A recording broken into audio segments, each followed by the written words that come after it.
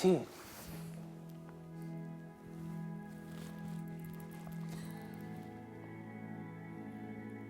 I can't believe this.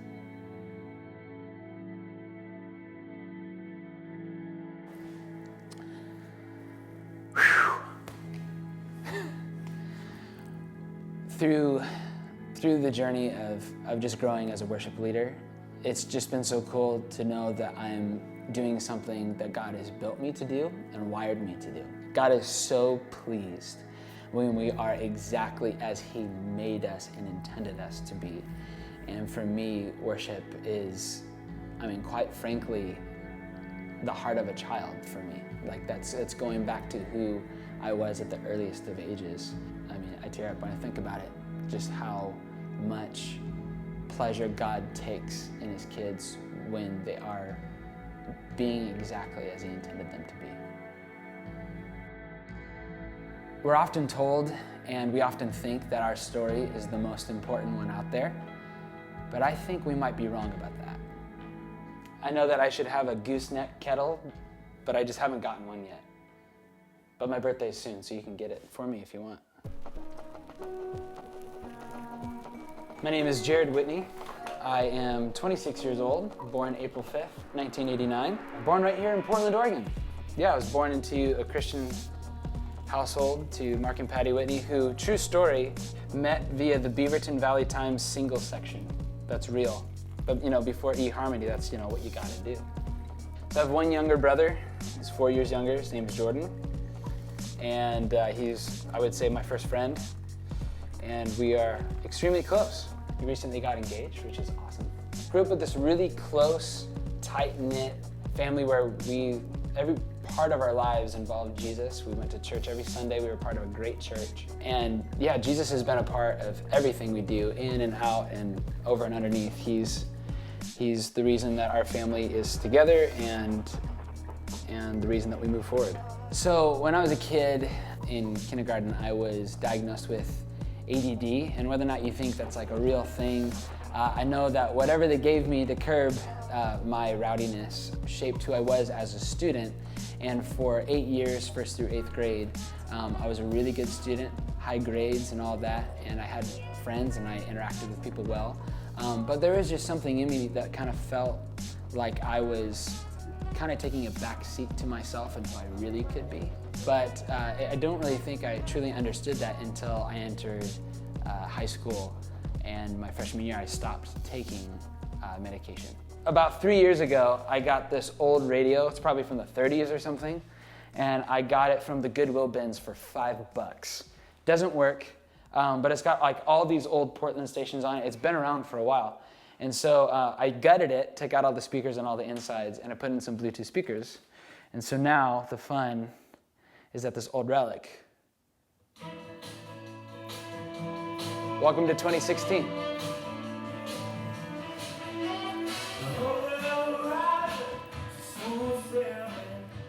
Maybe it was the medication, maybe it was the fact that I went from going to a private Christian school with 20 kids in my class to a public school with 400 kids in my class. But I found myself being really good with people. I loved friendships and relationships, and I loved knowing people's stories and who they were, and I was always interested in what everybody else was up to. Basically, I was an extrovert. I discovered that I was an extrovert, a raging, friendaholic extrovert. One of the things I discovered over time was that I had a lot of friends, at least I felt I did, across a lot of different areas, but the depth was kind of lacking. I did have close friends, but one of the things I noticed is that for me, friendships were often about me. It was often about how I related to them and how they related to me and how that benefited me. And one of the things that I learned over time is like we all are in some way, shape, or form, but I was very self-centered. I had a propensity to be a jerk. And what I've learned and what God has really illuminated for me is that compassion, empathy, and focusing on other people's stories is what Jesus really looks like. When we are wrapped up in Him, we are secure in who we are in Jesus, and who God the Father has made us to be, then we aren't as concerned about what other people think or needing people to fit into the boxes that we make for them. Flashback to the fall of 2012, I was working at a church as their junior high youth director and also doing some worship stuff with them. And my buddy Greg, who was working in the high school, invited me to go up to Seattle with a couple friends and just hang out with some people there. Some of them were big name photographers, some of them were just marketing, in the marketing world. Some of them were just working at coffee shops. They were all average people, but they were all using Instagram, which is an app that most of us probably use every day in some way, shape, or form to share our lives. They were using it to share photography, art, and introduce other people to the world. That trip had a really significant impact on my life because at that point I began to use Instagram a little more intentionally. I had never really thought of photography as a career or even a hobby, but I began to just enjoy building an audience and sharing with the world, kind of how I viewed it.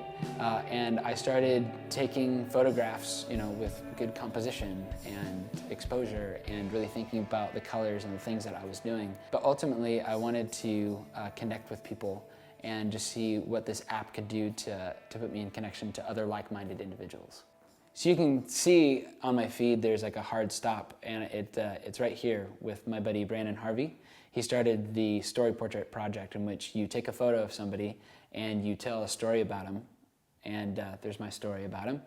And it's just a way to introduce somebody to the world. And so all the photos before that have all these different filters and styles and stuff like that, and that's all great. But from here, I really just started using it intentionally and wanting to tell stories about other people, like my buddy Diego. So from there, I began to develop an audience myself, and I got put on the Instagram list of suggested users, which is super humbling because I'm not exactly a photographer by training. It's more of just by passion, and most of my photography, especially at that point, was strictly through my phone. In 2012, in the summer of 2012, I shot my first wedding. I think it was about $500 because it was my first one. I wanted it to be really good, and so I rented a camera and a lens. I even flew my buddy Greg up from Southern California, and at the end of the day, after we both got paid with all expenses accounted for, I think I made about $25. He met his wife, however, so it was pretty worth it for him. But that was my first job doing something with photography. It was the first time I ever got paid to do something for photo. Since then, I've built a business, also doing some video work. That's allowed me to provide for myself and pay for my life, but it's also allowed me to travel and be available to people. What I found through this journey is that you're never too far along to start a new career or try something new. And I've heard it said, you should really think about what is something that you might be really good at that you have yet to try. So when I was really young and like in kindergarten and whatnot, they would write home to my parents and say, Jared's a good student, he's well behaved, he sings all the time. Wanna be your come home, I won't let you down, no honey I won't wear you down. From the youngest of ages, I've always enjoyed just expressing myself through song. I wasn't necessarily into music, even through junior high, I couldn't necessarily identify like a favorite band, but I just always had an appreciation for it, and I loved singing and expressing myself through music. It's been really cool to grow and see just how far music has become a part of my life, and in particular, how much worship has become a part of my life. It's really cool to see how God has taken a kid that just loves to sing, to leading worship for thousands of people on the weekends. You go all the way back to me being a kid and people reporting in kindergarten that Jared likes to sing a lot. And then to actually be fulfilling that right now. And to know this is how God wired me to be, that as an innocent little kid, I was singing, and now as an adult, I'm singing back to him. All in all, I found that God loves to pull the stuff out of you that you didn't know was there. God is gonna allow you to go through things that are going to shape your story. It might hurt a little bit, it might stretch you a little bit, but I think at the end of the day, He wants to surprise you. I think He wants you to see that the things you didn't think that were that important, or the things that you thought were important and went away, were actually all steps to get you into a position in which you are more fully who he intended you to be, how he made you. And he wants you to see that his story is intersected with your story, that he can come into the mess, he can come into what might even look, pretty shiny and clean, and he might overturn the tables and surprise you and change things, but it's good. And at the end of the day, you are more yourself. You're more who God intended to be than you ever thought possible.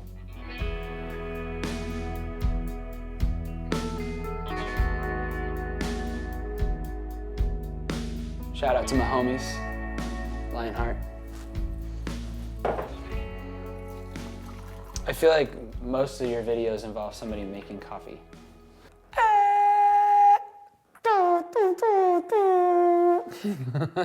That's my favorite.